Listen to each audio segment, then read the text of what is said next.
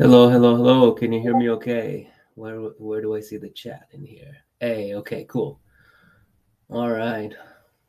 DK, welcome. The dude, welcome.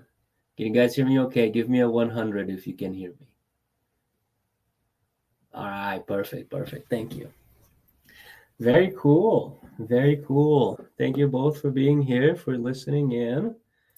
Never used this X space before. Thank you. So hopefully this will work out. Let's see here what's going on in the Discord. Not much. All right. Excuse my voice and my sniffles. I've been pretty sick this week, but I'm here. I'm here, so I'm glad to have you both here. We'll wait a couple minutes and see if more people join. If not, then that's okay. You guys are here, and I'm happy about that. So um, we'll go from there. All right. Now, the only thing here that I don't know is where to look at the chat for this one here. So let's see. Da, da, da, da. That is the only thing that I don't know how to check here. Let's see.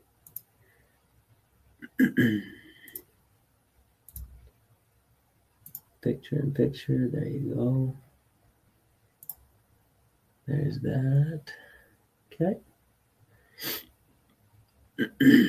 Excuse me. All right. Yeah, that's the only thing I don't know how to check the chat. That's all right. So if you guys say something on the chat, I don't know how to do that because I think it's just like comments on the post itself, right? So maybe I can click on my profile here and look. There you go. I see. Post your reply. Maybe I can see the replies in here. All right. Okay. Well, it's been a couple of minutes. Thank you. Snowflake is here. Snowflake, welcome. Thank you for being here. I forgot to do this last time that we had this over at the Discord a couple weeks back, but I wanted to just introduce myself a little bit and give a little disclaimer and all that. You all know me, from the Discord and all that. But for anybody who might be listening after or anything like that, Matt. Hey, how you doing, Matt? Let me put you in here as a speaker. Let's see here. Invite to speak. Let's see if I can do that.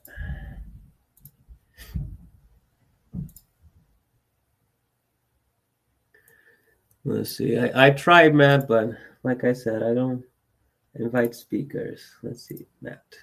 Send invites. Okay. You're good. It worked. Ah, there you go. There you go. Fantastic. All right. Well, thank you, dude, for putting in the Discord over there to support me. If we have one person here, like I said, right, like I always say, if I can help one person, I am happy. Maybe a chat channel along with the X stream, that would be cool too. That's why I like Twitch, so you can do that. Have the chat over there. But yeah, so I like I was saying, I forgot to do this last time that we did this on the Discord, and I wanted to just give a little background on me and a little disclaimer, of course, right? So I've been working in the mental health field for since 2018, so about 7 years now. I did get a bachelor's degree in family studies, family life, family science, and all that. So more like family counseling, parents and children, and all that. So I have worked in a residential therapy facility very closely to a licensed therapist over there, and I worked there for about a year. And then I did parenting classes here in Utah for about 3 years. So that was pretty cool. I worked under my boss was a licensed therapist as well. So I did parenting classes and lessons to anybody in the community, and it was free. So that was very cool, right? So I had people that were court mandated to take the classes, and people that just wanted to know a little bit more about parenting, and some people that just were there for the fun of it, right? Just to learn a little bit more. So I did that, and then I started. I did that from like 2019 until 2022, and then I got the job that I'm in now. At first, I was a frontline staff counselor, working under a licensed therapist, providing very intensive counseling to families in the state of Oklahoma. So I would meet with the family 3 times a week, and I had a caseload about 5 to 6 families. So it's 15, 16, sometimes even more sessions a week that I would have with families, and that I would help the families with whatever they needed. Honestly, that's kind of that was the job. So I dealt with families that only needed some, like I said, parenting skills, and all the kids were young and they just needed some structure in the home, and some chore charts, and positive attention versus negative attention and all that. And I have dealt with kids that were arsonists, right, and that were psychopaths, like clinically diagnosed psychopaths and sociopaths and all that. So I've seen it all. I've been through it all, with the job that I do. And then now I left the frontline staff, and I worked as a program representative for the company that I work for the nonprofit that I work for now, called Youth Villages. I worked that for about a year, just going around the state of Oklahoma, just telling people about our services and how we can help and all that. I did that for about a year. I spoke to thousands of people really about the program, and that was my job, right? And I really liked it.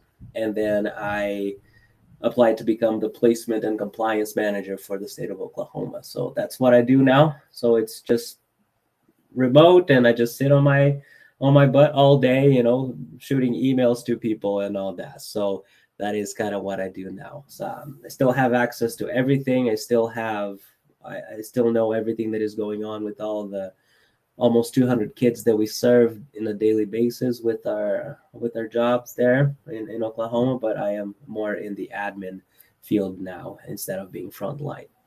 That all being said, right, I do have quite a bit of experience in the field, but most of my experience, like I said, comes from being in the family and child therapy and counseling part of the field of therapy. So although I do have some knowledge on relationships, and I can give some techniques and some advice on that, my focus is really on parent, child, and adolescent relationships and all that, and that life, and the science, right, the family science that comes through it with it all.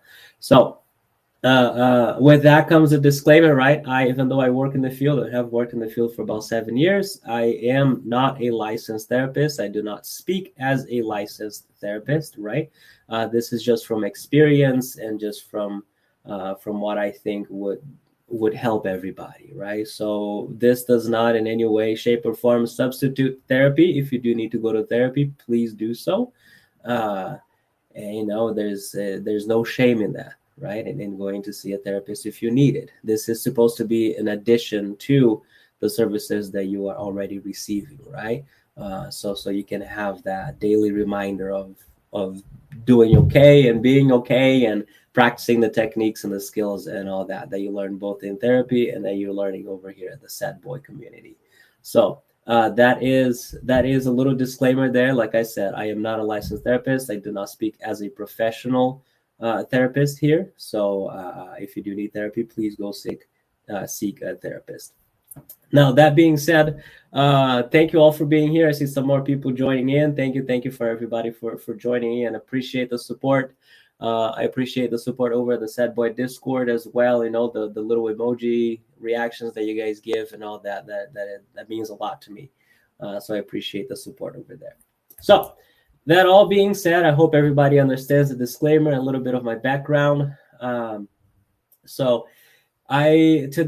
time that we spoke, we went over the cognitive triangle, right? That is In my opinion, in my mind, that is a first step really in changing our behavior and changing our attitude and how we think and feel about certain events in our lives, right? And when we can change how we feel and how we think about things, that will then change how we act on that event.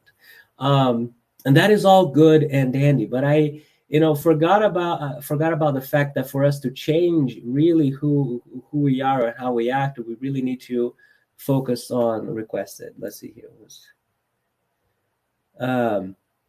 We really have to really be vulnerable enough to realize that we do need to make that change, right? Like Michael Jackson would always say, right? You have to make that change. You got to look at that man in the mirror and make that change. So vulnerability comes with that, right? That is really the first thing that we need to do in order to use the techniques that we learn in therapy. We need to be vulnerable enough to realize that there is a need to change something, either with our behaviors or with our how we feel or how we think about certain things. And vulnerability, unfortunately, has this myth that is being weak. It is synonymous with being weak, and it couldn't be further from the truth. Right? Being vulnerable shows a great amount of strength.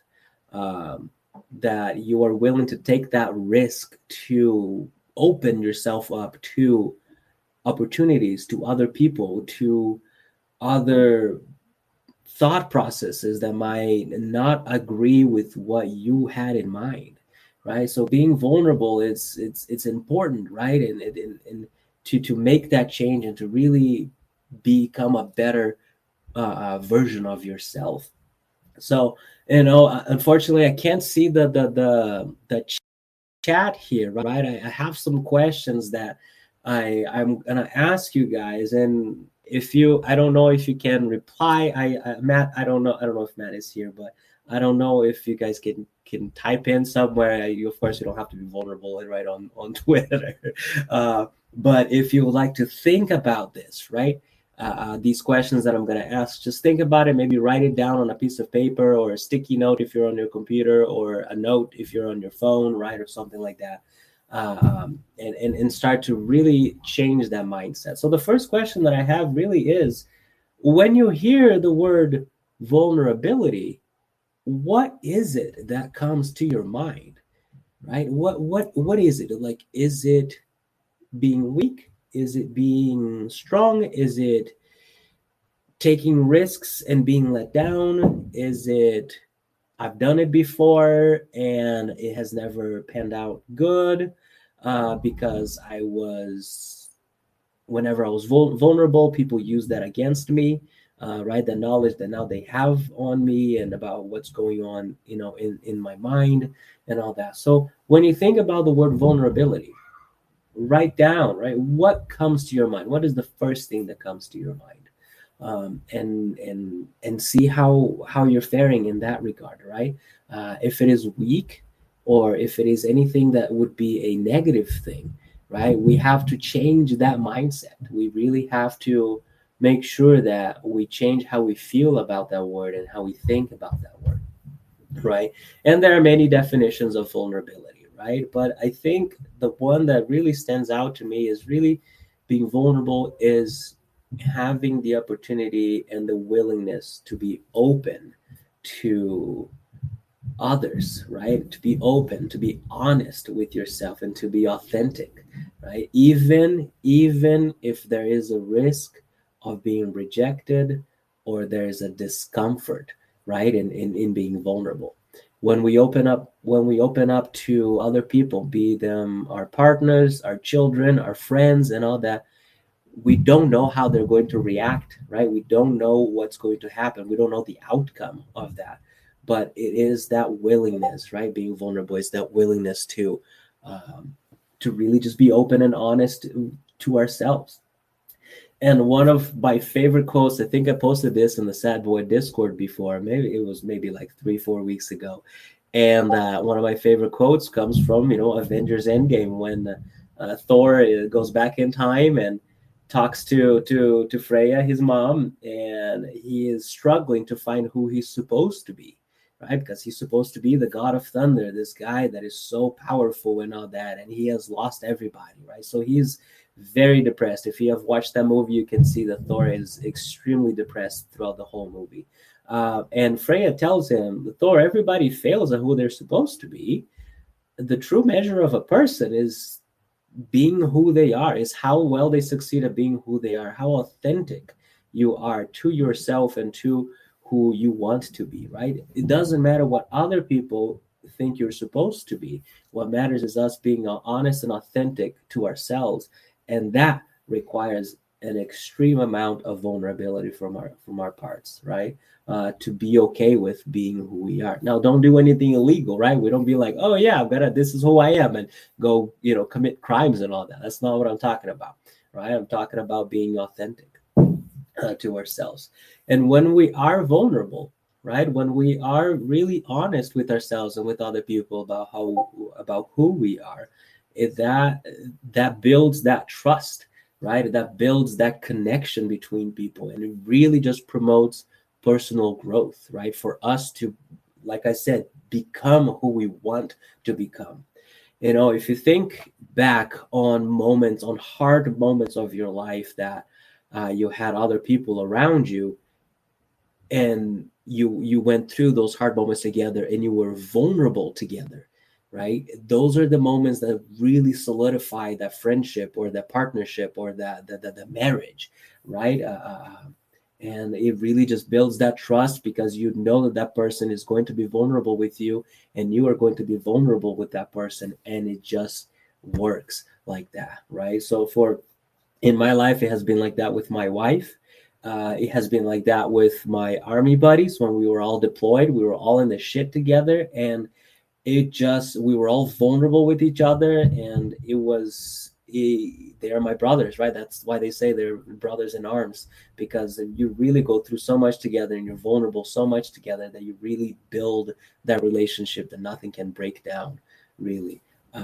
So think about that, right? Think about those things when you hear the word vulnerability. Why? If it is weak, if it is something that is a negative connotation to it, why do I think that way, and how can I change how I feel and think about that word, right? I have posted in the Said Boy Discord, right? In the mental health resources channel, I have posted some of Brene Brown's talks, right? One on vulnerability and one on shame, right? That she also talks about vulnerability in that one for about half of that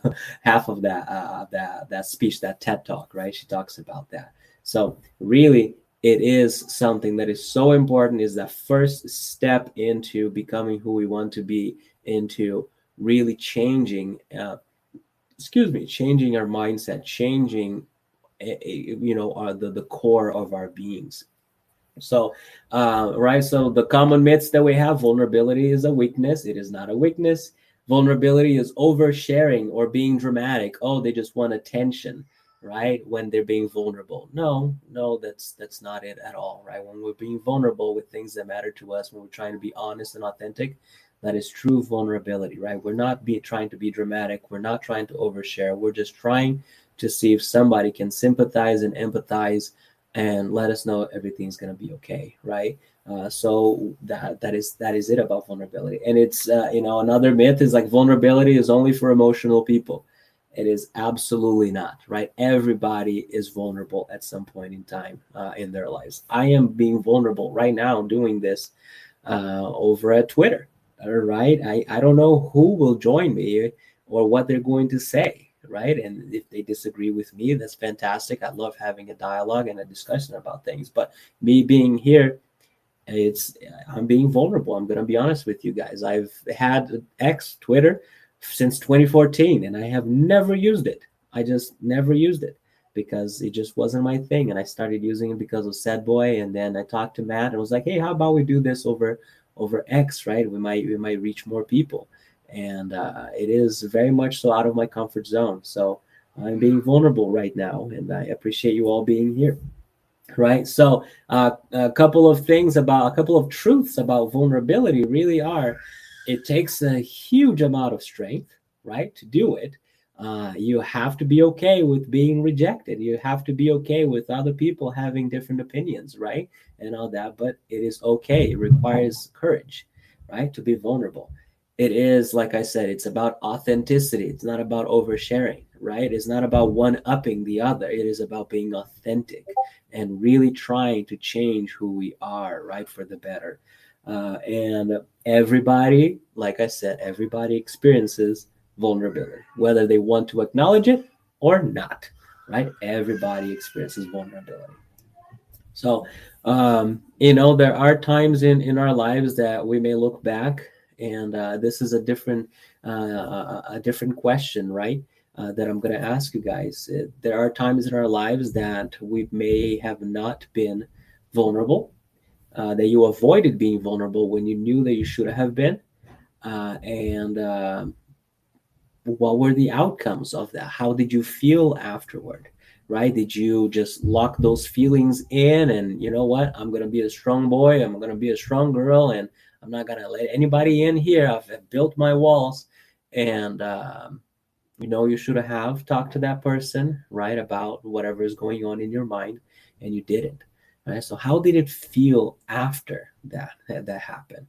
And what happened? What were the consequences of not opening up, right, about that? I'll share one with you guys here, right? With my wife, when I first started dating her, the my previous relationships were very abusive. I was berated. I was, punched. I in all, physically, emotionally, psychologically abused, and all that.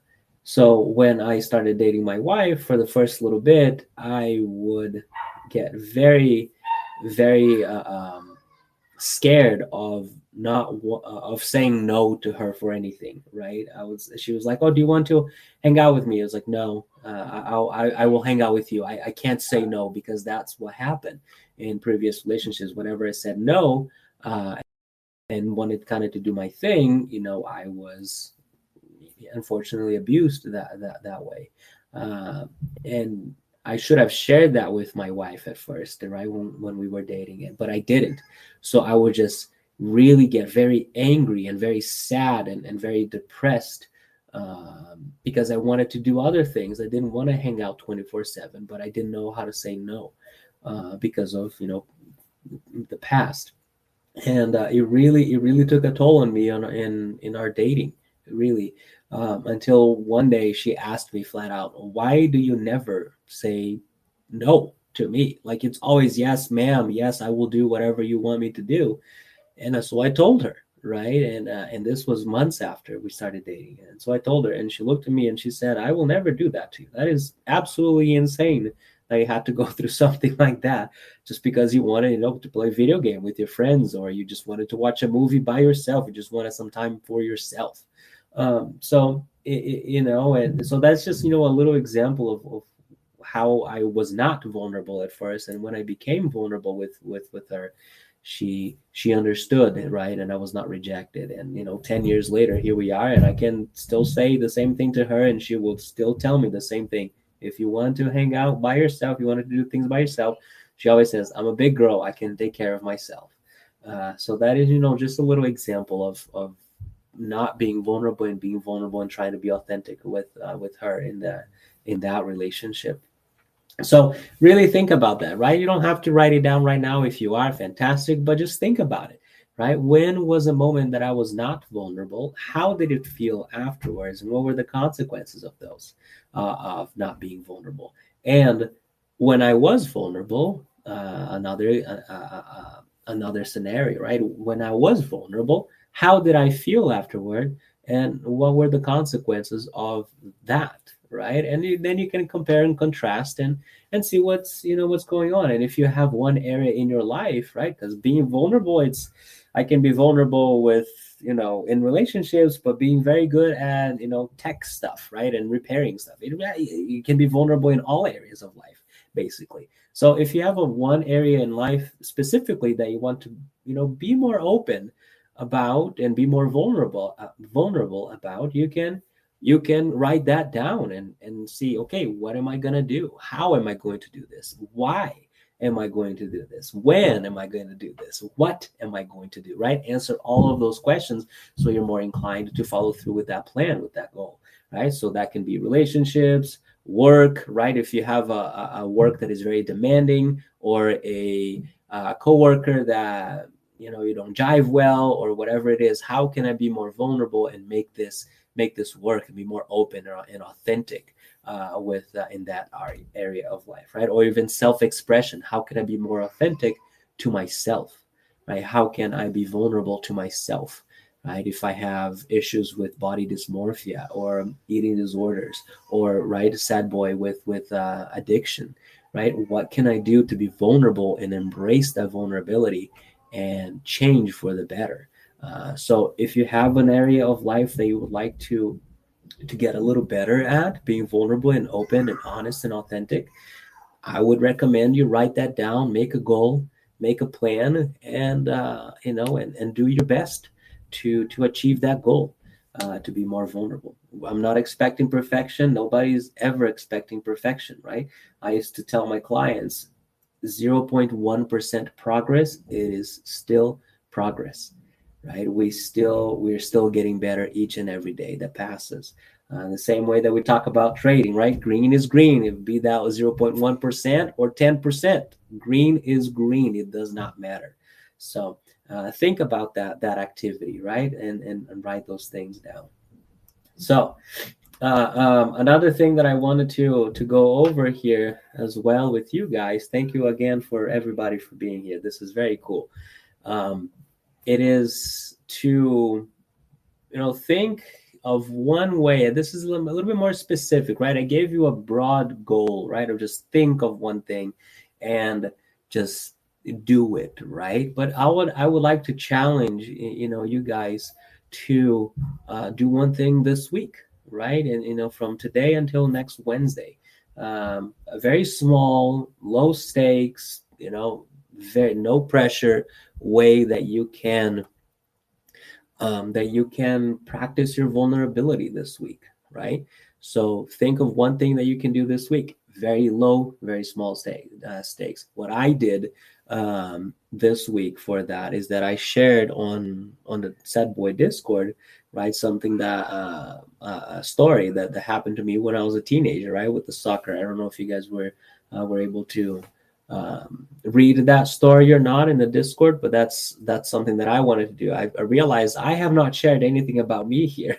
I just posted the techniques and the resources and all that, but these guys really don't know much about who I am. So I shared that, right? And that was my low stakes, very small way of just being more authentic to the people that I'm helping, right? To you guys. So think about that, right? Think about one very low stakes, small way that you can practice your vulnerability this week, right? This is on top of that one goal that you have that should be a little bit more broad, take a little bit more longer time to develop. This can be sharing your honest opinion in a meeting at work or over a Sad Boy Discord. It can be reaching out to a friend for help if you need help. It can be reaching out to a friend just to say hi, right? If it's somebody that you haven't talked to in a long time. Excuse me. It's saying I don't know when you are not sure of something, right? Instead of trying to come up with an answer, saying I don't know. It is vulnerable, right? Because you don't know how the other person is going to react. Now, if you have kids, you probably say this all the time, right? Because they ask some out of the blue questions. So if you have kids, you probably do this all the time. I know I do with my daughters, but right, saying I don't know when you are unsure of something, right? So that shows vulnerability. So that's something that you can do, right? Like I said, very small, low stakes way you can practice vulnerability.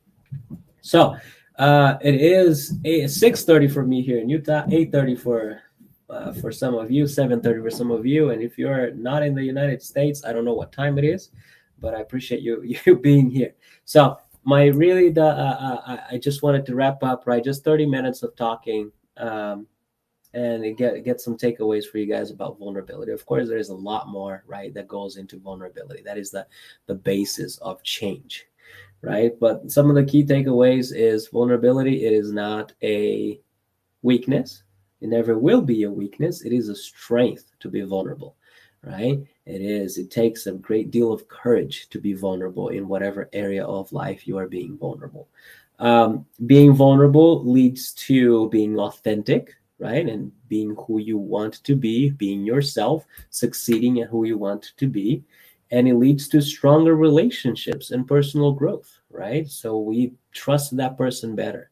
We trust that person more, and that person trusts us more, right? When we share our concerns and our issues and whatever is going on right in our lives, we trust that person more. I have seen a huge amount of trust in the Sad Boy Discord. I'm not going to lie. When I say this is a fantastic community, I mean it from the bottom of my heart. It is so cool to see people sharing things and just venting, really, and just being like, you know what, this is what's going on. And other people come in and say, I am sorry that is happening. And sometimes they offer advice, sometimes they don't, right? But it's just so cool to see that happening in a Discord, right? I didn't think that could be possible in a Discord server, but it is, right? So that is very cool. Very cool to see. And people are being more authentic over there, right? And that is relationships that are getting stronger, right? And with strangers on the internet in Discord. And that is very cool to see. The last takeaway here that I have is that vulnerability is a step-by-step process. Don't try big, right? You don't try going big, going ham and full send at first, right? You start small, baby steps. Practice will make progress, and that progress will make more progress, right? So vulnerability, like I said, just start with one small, low stakes goal that you can achieve this week, and the more we do it, the more we're gonna be okay with it, and the more we're gonna progress in being vulnerable and becoming more authentic to ourselves. So it's the same process, right? In trading, you don't start huge, right? We start with paper trading, right? There's no risk in it, right? You just try, you practice until you get the hang of it. And then when you start with money and trading, right, you start small. You don't start trading $10,000 and it's your first day doing it. No, you gotta do $1 here, $1 there, right? So until you get the hang of it. It's the exact same concept with vulnerability. You start small and you practice, and that will make you progress through the steps. So, if you are part of the Sad Boy Discord, I would highly recommend, even if you're not, if you're just here from X, I would highly recommend looking up Brene Brown's Vulnerability TED Talk and the Shame TED Talk. They're fantastic. I have used those, the vulnerability specifically, all the time with my clients for the last 7 years, because it is hard. It is a hard thing to start and to master and to just practice. Being vulnerable is hard. I'm not gonna lie, it is hard. So that's why we say start small. But yeah, I just want to leave everybody here with a quote from Brene Brown. She says, vulnerability is not winning or losing. It is having the courage to show up, even when you can't control the outcome of showing up. So that is, unfortunately, I can't see any people's chat or anything like that, but I appreciate everybody being here.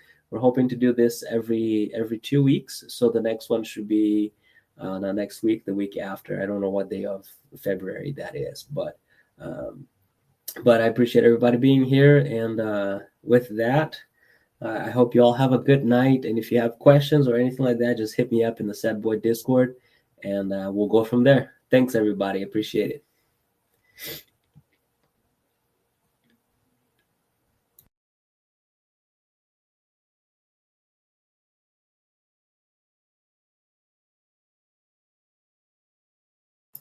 I will end the spaces now. Thanks, everybody. Have a good night.